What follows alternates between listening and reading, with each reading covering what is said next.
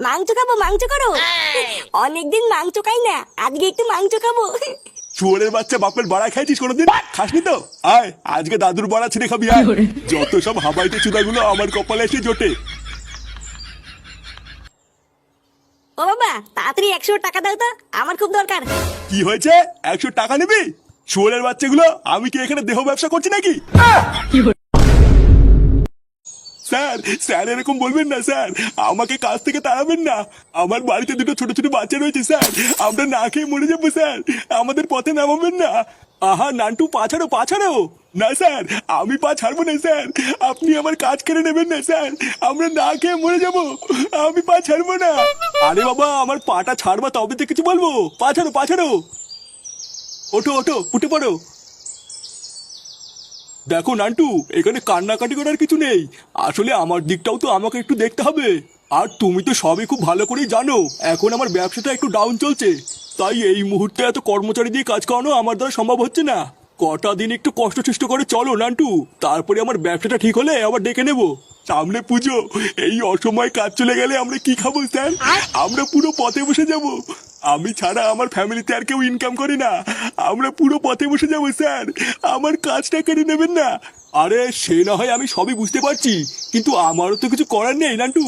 দেখো, কটা দিন একটু কষ্ট সষ্ট করে চলো, তারপরে আমি দেখছি।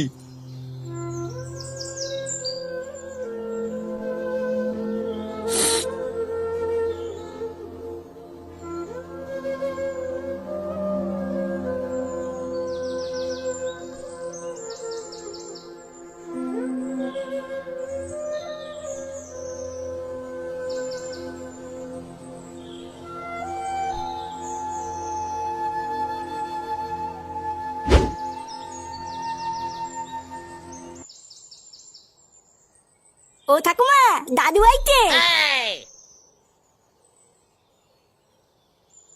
হ্যাঁ গো, তুমি এত তাড়াতাড়ি চলে আসলে কেন? কাজে যাওনি? আর কাজ গোগিন্নি, কাজ থাকলে তো কাজে যাবো। এইসব কি উল্টো পাল্টা কথা বলছো তুমি? কাজ থাকলে যাবা মানে? হ্যাঁ গোগিন্নি, আমার কাজটা আর নেই, আমাকে কাজ থেকে বের করে দিয়েছে। উমা, এইসব কি অলক্ষণী কথা বলছো তুমি? তোমাকে কাজ থেকে বের করে দিয়েছে মানে? কি সব বলছো? তোমার মাথা ঠিক আছে তো? হ্যাঁ গোগিন্নি, আমার মাথা শরীর সবই ঠিক আছে, মালিক আমাকে বললো কাল থেকে আর কাজে আসতে না। সে কি গো, তাহলে কাল থেকে সংসার কি করে চলবে? আর তাছাড়াও সামনে পুজো, পুজোর ভিতরে কি করে চলবো? জানি না গোগিন্নি, আমি কিচ্ছু জানি না, আমার মাথায় কিচ্ছু ঢুকছে না, আমি পাগল হয়ে যাব, আমি পাগল হয়ে যাবো গিন্নি। দাদু, তুমি পাগল চোদা হয়ে যাবা। ওষুধ খাও, ওষুধ খাও, দেখবা ঠিক হয়ে যাবে।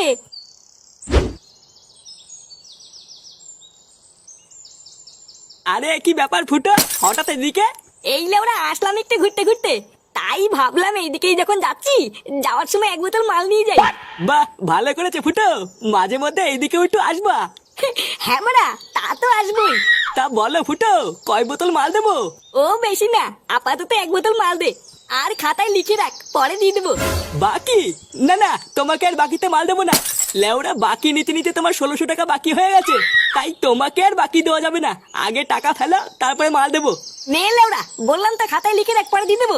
ভোদার বাল এমন করছিস, আমি কি তোর টাকা মেরে দেবো নাকি? আরে না ফুটো, তোমার উপরে আর ভরসা নেই, খাতায় তোমার বাকি লিখতে লিখতে খাতার পেজ ফুরিয়ে গেছে, তাও এখনো আমি একানেও পাইনি, তাই তোমাকে আর বাকি দেবো না, আগে টাকা ফেলো তারপরে মাল পাবা। তাহলে এবার কি দাঁড়ালো, তুই আর আমাকে ধারে মাল দিবি না, তাই তো? আরে না না, তোমাকে আর ধারে মাল দেবো না, আগে টাকা ফেলো। দাঁড়া সাথী ছেলে, আমি টাকা নিয়ে আসছি, তারপর দাঁড়া, তোর আর তোর দোকান দুটোরই কপাল মারছি।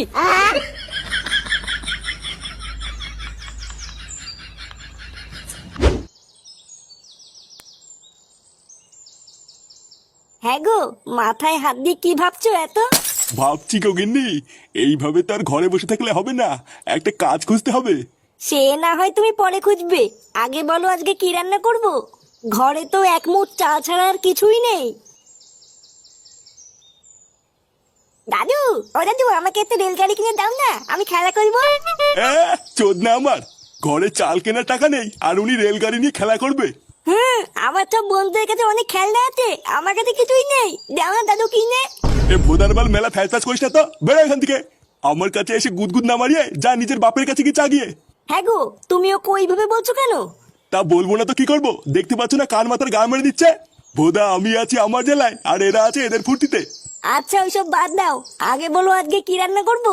ঠাকুমা মাংস খাবো, মাংস করো। অনেকদিন মাংস খাই না, আজকে একটু মাংস খাবো। শুয়োরের বাচ্চা, বাপের বাড়া খাইছিস কোনোদিন? খাসনি তো? আয় আজকে দাদুর বাড়া ছিঁড়ে খাবি আয়। যত সব হাবাইতে চুদাগুলো আমার কপালে এসে জোটে। ও বাবা তাড়াতাড়ি 100 টাকা দাও তো, আমার খুব দরকার। কি হয়েছে? 100 টাকা নিবি? শুয়োরের বাচ্চাগুলো, আমি কি এখানে দেহ ব্যবসা করছি নাকি? হাট, লেওরা শান্তি যে একটু ঘরে থাকবো তারও উপায় নাই।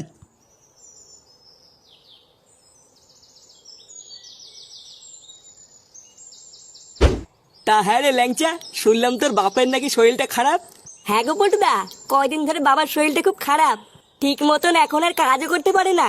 কেন রে, পঙ্গুচুদা হয়ে গেছে নাকি? শোন ফটকে, আমার বাবাকে নিয়ে কিন্তু একদম উল্টোপাল্টা কথা বলবি না। নে লেওরা, আমি আবার কখন উল্টোপাল্টা কথা বললাম? ফটকে, কেন ফালতুর পিছনে লাগছিস? হ্যাঁ তারপরে বল ল্যাংচা, তোর বাবা এখন কেমন আছে? কেমন আবার থাকবে, খুব একটা ভালো নেই গো পটুদা। তারপরে আবার বাড়ির অবস্থা ভালো না, টাকা পয়সাও নেই। আমি তো ঠিক করেই নিয়েছি, এবার একটা কাজে ঢুকে যাব। হ্যাঁ এটা তুই ভালো বলেছিস, আমাকেও লেওড়া একটা কাজে ঢুকতে হবে। এইভাবে আর হচ্ছে না, চোদনা বয়সও তো হচ্ছে, বাপের কাছ থেকে এবার কয়দিন বিড়ির টাকা চেয়ে খাবো। কিরে ফুটো, কোথায় গেছিলি? আর বাড়া কোথায় আর যাবো, গান মারতে মারতে এখানেই আসলাম। না সে ঠিক আছে, কিন্তু ভোদার বাল তুই এত খোঁচে আছিস কেন? আর বলিস না তো, লেওরা একটু মাল খাওয়ার জন্য ঝন্টুর দোকানে মাল আনতে গেছিলাম। আর চুদির ভাইটা বলে কিনা বাকিতে মাল দেবে না। বাড়িতে গিয়ে বাপের কাছে 100 টাকা চাইলাম, বাপও হোদা দিল না। 100 টাকা যদি হাতে থাকতো না, ওই ঝন্টু গুদমানের মুখে ছুঁড়ে মারতাম। বলটু, মাল বলতে মনে পড়লো, বহুদিন মাল খাই না, চল আজকে একটু বসি। বলছিস? হ্যাঁ গো পটুদা, চলো আজকে সন্ধ্যাবেলা একটু মাল নিয়ে বসি। আরে বাবা বললাম তো এখানে কোনো কাজ নেই। এই অবেলা করে মাথা খাঁচাবেন না, তা যান এখান থেকে যান। খুব বিপদে পড়েছি দাদা, আমার এই মুহূর্তে একটা কাজের খুবই দরকার। বাড়িতে দুটো ছোট ছোট ছেলে মেয়ে আছে দাদা, খুব অভাবের ভিতরে পড়ে গেছি, একটা কাজের ব্যবস্থা করে দিন। আরে রাখুন তো আপনার অভাব, আপনাদের মতো লোকদের না ভালোভাবে চেনা আছে। আজকে অভাবের নাম করে একটা কাজ দেবেন, আর কালকে দোকান থেকে একটা দামি জিনিস চুরি করে পালাবেন। এইরকম কত দেখেছি, আপনি আর মানুষ চেনাবেন না। আসলে সত্যি কি জানেন, আপনাদের মতো লোকদের না অভাব যায় না মরলেও। আরে জানতো লেওরা, যান এখান থেকে, ধান্দার সময় ফ্যাস করবেন না। লেওরা ধান্দার সময় যত সব আলমাল এসে জোটে।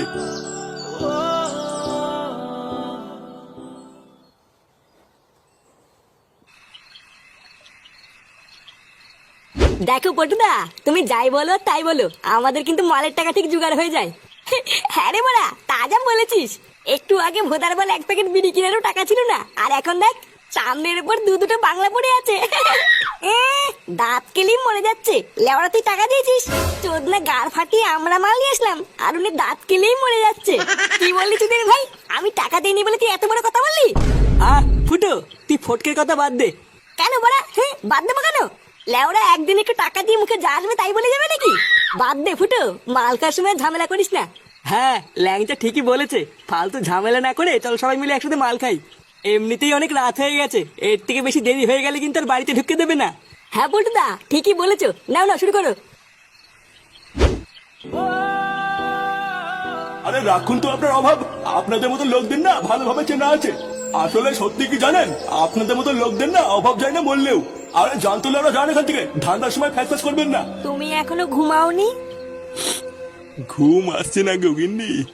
জানো, আজকে কাজ চাইতে গিয়ে একজন আমাকে বলল, আমাদের মতন মানুষদের নাকি অভাব যায় না মরলেও। ঠিকই বলেছে, সারা জীবন দিন রাত এক করে মাথার ঘাম পায়ে ফেলে কাজ করলাম, তবুও আমাদের এই অভাব আর গেল না গগিন্নি। এই অভাব যে কত বড় একটা অভিশাপ, সেটাই অভাবের ভিতরে যারা আছে তারাই ভালো বোঝে। আসলে কি বলতো, টাকা পয়সা ছাড়া এই দুনিয়ায় কেউ কাউকে চেনে না। তোমার পকেটে টাকা থাকলেই তুমি মানুষ, আর না থাকলে তো।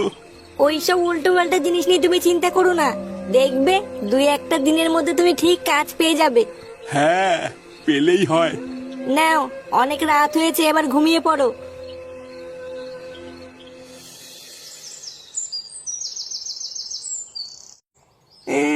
কাজ লাগবে? দেখুন, আমার হচ্ছে এই একটা ছোট দেশি মালের দোকান। এখন এইখানে আপনার করার মতন তো তেমন কোনো কাজই নেই। দেখো না বাবু, আমি ভীষণ বিপদে পড়েছি। যে কোনো কাজ করতে রাজি আছি। যে কোনো কাজ?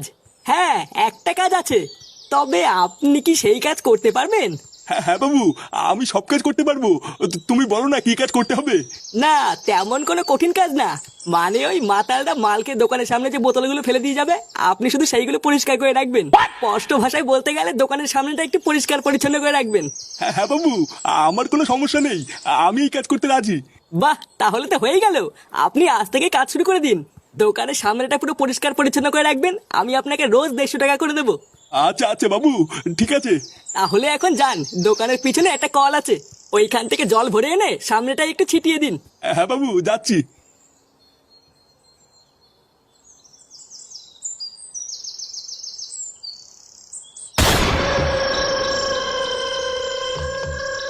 একই তোরা এখানে?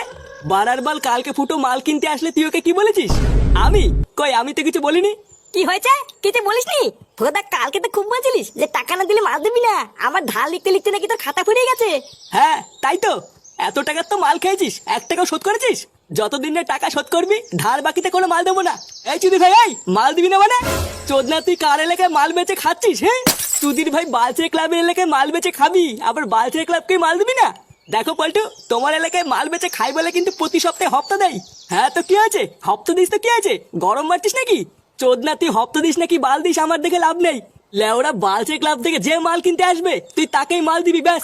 হ্যাঁ, মগের মূল্য নাকি যে তোমরা আসবা আর তোমাদেরকে ফিরি ফিরি মাল দিয়ে দেবা?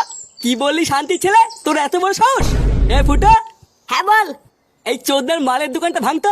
আজ থেকে লেওরা এই পাড়ায় কোনো দেশি মাল বিক্রি হবে না, ইংলিশ হবে ইংলিশ। এই কি হয়েছে রে? এই গাড়ে মেরেছে। এই কি ফুটো, তুই এখানে কি করছিস? এই মানে বাবা, তুমি এখানে কি করছো? এটা আপনার ছেলে? হ্যাঁ হ্যাঁ বাবু, এটা আমার ছেলে। ওটা ছেলে না, একটা পাকা শান্তির ছেলে। আপনি একটু আগে এসে বললেন আপনার বাড়িতে খুব অভাব, আপনার নাকি একটা কাজের দরকার। আর আপনার ছেলে আমার দোকান থেকে বাকিতে মাল খেয়ে খেয়ে 1600 টাকা বাকি করে বসে আছে। তাই কালকে যেই বাকিতে মাল দেয়নি, এখন বালচে ক্লাবের পল্টুকে নিয়ে এসছে আমার দোকান ভাঙার জন্য। কিরে শুনে বাচ্চা, এগুলো আমি কি শুনছি? এই মানে বাবা, ঝন্টু মিথ্যে কথা বলছে। আমি এমন কিছু করিনি। আমি তো মালই খাই না। ঝন্টু সব বানিয়ে বানিয়ে বলছে। কি হয়েছে? ঝন্টু সব বানিয়ে বানিয়ে বলছে? শুয়োরের বাচ্চা, এদিকে সংসার চলছে না, মা বাবা ছেলে বউ সব না খেয়ে মরছে, আর তুই এদিকে গাল ফাটিয়ে ফুর্তি করে বেড়াচ্ছিস। শান্তির ছেলে, আজ তোর মতন অজার ছেলের গলায় পাড়া মেরে আমি মেরেই ফেলবো।